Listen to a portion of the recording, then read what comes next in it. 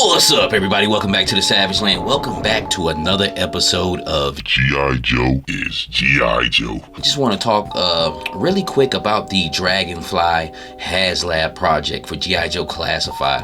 I've been quite busy lately, man, so I didn't have time to really talk about it afterwards. But what really was there to talk about? Stuff we've seen before. It's great to see it in the physical form. So for most of you who caught it, the best way to get a full descriptive detail and kind of almost get an in-hand feel for it is to watch that unboxing. That's pretty much the ultimate toy tuber review right there for their very own product, man, and it pretty much goes in and out of it, which I'll talk briefly on the whole project, but I mainly wanted to talk about Ripcord, and that's why I have the 3 3/4 Haslab Sky Striker one sitting up here. One of the few figures that I probably could compare when the actual classified figure comes out as far as review, because I don't have many 3 3/4. I'm pretty much literally a handful I do have, but I always like this figure, even with the Sky Striker Haslab. I mean, it's just a great clear-cut military figure, but still falls in the ranks of G.I. Joe. But let's first talk about the Dragonfly packaging. Art.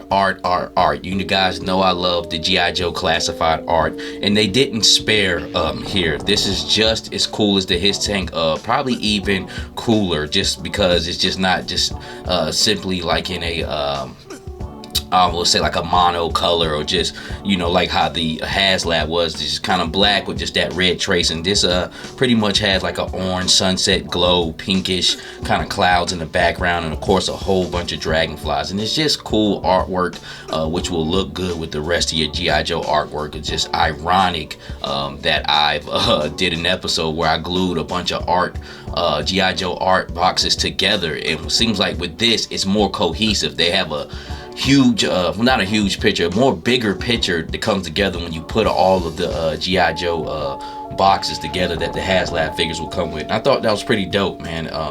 I think that's an extra cherry on top of their brand, that, you know, it has cool artwork. If you just want to keep that, just because most of us are into art, or artists ourselves, man, and I think that was pretty dope. But one thing I want to point out is just, of course, the blast effects that comes with this new Haslab, which should have came with the His Tank. I thought they would always come with an after package of some blast effects with the His Tank, being that it has a lot of missiles. I mean, potentially with the add-ons, you're talking about 8 to 16 other missiles that has, but this one does. They're very big and beautiful, has enough room because it's in the air. And one thing I wanted to point out on the not the Stinger is, okay, it looks like they gave us scrap ironed blast effects, but did anybody notice that they were in there backwards? Whenever you see smoke, there's fire, but this is smoke and then fire afterwards, which in this case, the fire should be blasting out the back of the rocket with smoke trailing it. So when you see the smoke, you know there's a fire that's producing it. So I don't know what the deal is with that. I mean, I guess it's cool that we get blast effects and they have things for that Stinger missiles to fit in, but it looked crazy to me, to be quite honest with you, man. I think they should have just, they need to mold up some new blast effects for those smaller vehicles. Don't kind of rehash scrap irons. If you do, then, you know, please make it the right way, man. But moving on past that, Dragonfly is a good looking Haslab. I was talking with one of my guys on Instagram, and I usually don't care about the bust down, it really doesn't matter, but just in today's market, as far as vehicles of that size, it looks like they're going for about 175, 200, and then with the extra figures for 275, I think that was still a good deal. I'm glad I bagged it. Only backed one. I don't see myself having multiples of those, but one is good enough, man, and one is a work of art. I think it looks great overall as far as what they give you, and then as far as the characters, I think they're all in the pocket. Now let's just go through the characters right quick. because there's just one in particular I really want to talk about, and that's Ripcord. But Wild Bill looks good. Of course, you're going to have to look out for a retro of that coming. But in the green jumpsuit, I mean, I think he looks great in that. For a minute, when I first seen it a year ago, I thought that was his original color. But no, I think his jumpsuit is like blue, navy blue and orange. But it'll be nothing but a color swap, and a great way for them to be like, hey, if the people want the original one, here you go. We can make a little bit more money, and some other people, or people who even got the Haslab can just buy another one, which I don't know.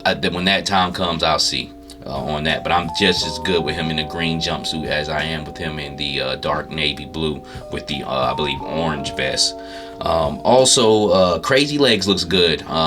These guys are just pretty much kind of out muted out jumpsuit uniforms, but the one thing I do like about it is the things like the zippers and maybe little decals and things like that actually have paint. It's just not all blacked out, and that makes it look good, especially the silver zippers up against the black jumpsuits. I think that was a good touch on them, because it's not really too much you can do, but little things like that help it pop out, help it make it look more realistic, shall I say. But Crazy Legs has an interesting looking face sculpt, but not bad. You know what I'm saying? Just looks very interesting, almost close to the realistic side of G.I. Joe Classified. But I would say none of these are rock stars. Basically, I'll go over what I think about Ripcord. But as far as face sculpt wise, I don't see any rock stars, but I don't see any bad face sculpts either. I think all four of these characters are pretty solid, and that goes into Glenda. Glenda's Glenda. You know, I hate the name. It's just like Glenda. You know, it's just it just sounds goofy. But be honest with you, she's really a solid looking character. It's good that we've had a female buck that has came out to let you know that is a solid buck, but it's just nothing too appealing about her. But she doesn't look bad. Face sculpt doesn't look great, but it doesn't look horrible. She's kind of like a plain Jane type figure. What is cool though, she does have different hair pieces, and she has a helmet that's not attached to a hair piece, so you could possibly put that on another female. So she's pretty much a figure fodder character, and also a figure fodder character as far as placement, where you can put her at. She's a helicopter pilot, so you can take her out of the realms of G.I. Joe, because she's just in this blue and white uniform with nothing crazy, nothing extravagant, flamboyant like G.I. Joe. She can just be placed with different lines and different brands and be moved around, man. But like I said, Glenda's a Glenda. At this point, being that I have 3 solid characters, to have another different one in there, yes, I would take another different one, but it's like, you know, whatever. I mean, she's not a bad figure. You know, I don't even think anybody else that you could put in there, everybody was screaming Airborne, but you see we got him in a regular release. And that goes to say, well, like Airborne, he's an army. You can army build with that character because he has a jumpsuit on. So you could take him off at the neck and the hands and find you a G.I. Joe that'll match up with him and just pop him in that jumpsuit, being that you got this helicopter coming. Or for people with multiple helicopter armies and you want to break it up from that black jumpsuit, Airborne has that tanned one, while Bill has a green one. Now you have like a full helicopter aviation division, and they're not just all wearing the same uniforms. They're wearing different color guards on them to prospectively put them in their different places. So I think that's cool. And Airborne's a solid figure. That buck is basically the same buck from this Haslab, that jumpsuit buck, and it's pretty good. So all of these figures I know will be solid. And then, you know, Glenda's a lame duck, or the long-standing person, but you know her buck is Scarlet's, so you know that's a good one too. So she's good to go. But getting to the last character of Ripcord, as you can see here, I have the 3 3/4 sitting here. Always was a solid figure. I like the way he was geared out. They got him with the rebreather mask, and I can already see that Ripcord has his on the side, which is 3 3/4 has it porting in the middle there. But I love the black with the OD green, or I call it pea soup green, like that Vietnam green, just that it clashes with the black and make it pop. And like I said, those silver paints on there, the paints of the decals, makes it look really good. As far as his face sculpt, he kind of gives me Grunt vibes. Grunt doesn't have a bad face sculpt. It's just very plain. Almost kind of reminds me of Woody on Toy Story. The way that face sculpt looks. But when Ripcord is all decked out, this is a rock star right here. I guess he's a rock star, but he's Daft Punk. You know what I'm saying? He looks better with all of his gear on, geared on with that helmet on. You can't see his face. They gave him a set of blue goggles, which can fit with the separate helmet also. And his weapons, I can't really think of off the top of the head his loadout, but it's a decent loadout. But you know me, I always vouch for Valorverse guns. I would rather put a Valorverse gun in a Joe's hand. The only guns I can really trust with Joe's are a few rifles. That means small, like 2 or 3, and their sidearms, which were always pretty decent, you know, to keep in the holster or have in hand. But that's the way I feel on that. But what's also too is he has this rubber backpack or plastic backpack that can open up and store all his gear. That is a new thing to G.I. Joe. Valorverse does the same thing, but theirs pops open as far as the plastic pack. But there's something about this rubber backpack that pops open that's just so cool and so realistic, especially that he's a skydiver or aviation fighter, you know, just to have that kind of water resistant type of pack coming down. I think that's pretty cool. And you can store all his gear in it, kind of almost like Sarge, which he has a fabric a duffel bag that's coming out, but you can store all his gear in it, and it's cool. And like I said, Ripcord goes from just a regular old folk singer to a rock star when he loads up all his gear.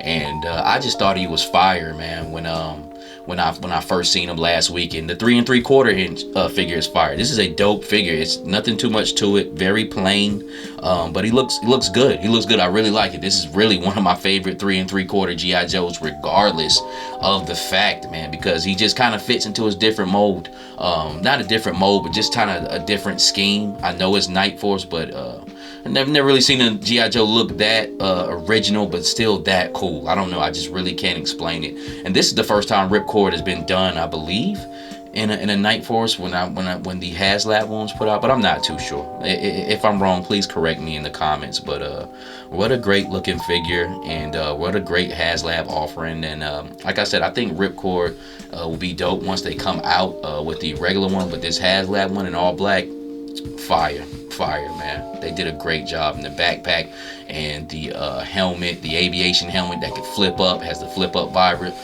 visor on it, which you can wear the visor underneath. Just really kind of took him to rock star status. But what do you guys think?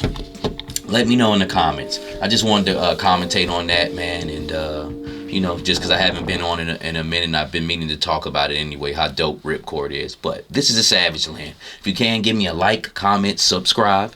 If you want to, hit me up on my Instagram at Geppetto910. And with that being said, until the next time, God bless.